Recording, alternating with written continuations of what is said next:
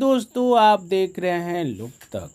Prayagraj jail में अतीक अहमद की दहशत इस कदर थी कि वहां के पूर्व जेलर एसके पांडे थर थर कांपते थे, लेकिन कांपते जरूर थे, डरते नहीं थे। एक बार तो अतीक अहमद ने उनके घर के सामने में ही उनके पीठ पे गोली चलवा दिया।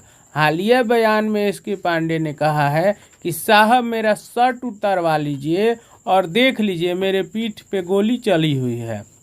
अतीक अहमद इतना खूंखार अपराधी था और इतना बड़ा नेता था कि उसके यहाँ एसपी-डीएम नतमस्तक थे। दरोगा तो उनका पैर दबाता था।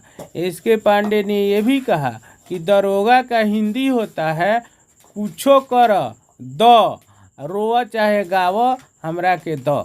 ऐसा इन्होंने कहा है।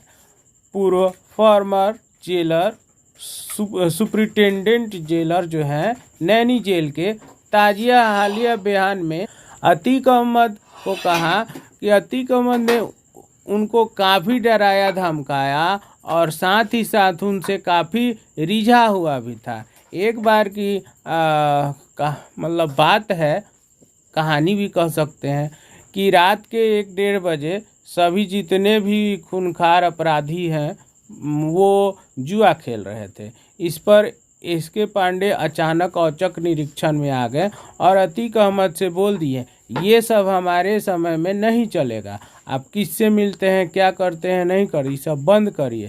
तो अतीक अहमद ने इतना गुस्से में आकर, तैश में आकर बोला कि इतना गोली मरवाएंगे, इतना गोली मरवाएंगे कि पोस्टमार्टम में भी पता नहीं चलेगा।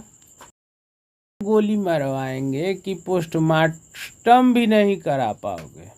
तो एसके पांडे पूरा कांप गए थे, क्योंकि उनकी छोटी सी दुलारी सी प्यारी सी बच्ची थी, घर परिवार था, तो वे काफ़ी डरे सह में रहते थे।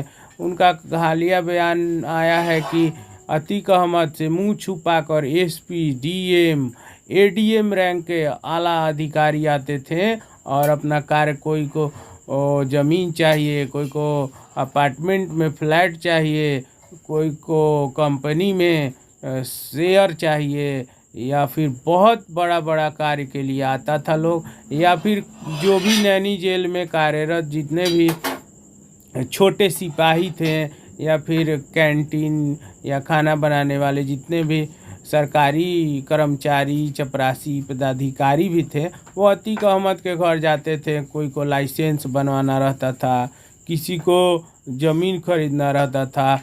ये गंभीर आरोप लगा रहे हैं एसके पांडे। और एसके पांडे ने ये भी कहा कि तुम अपराधी हो, बड़े नेता, तो हम भी कोई ऐसे वैसे नहीं हैं।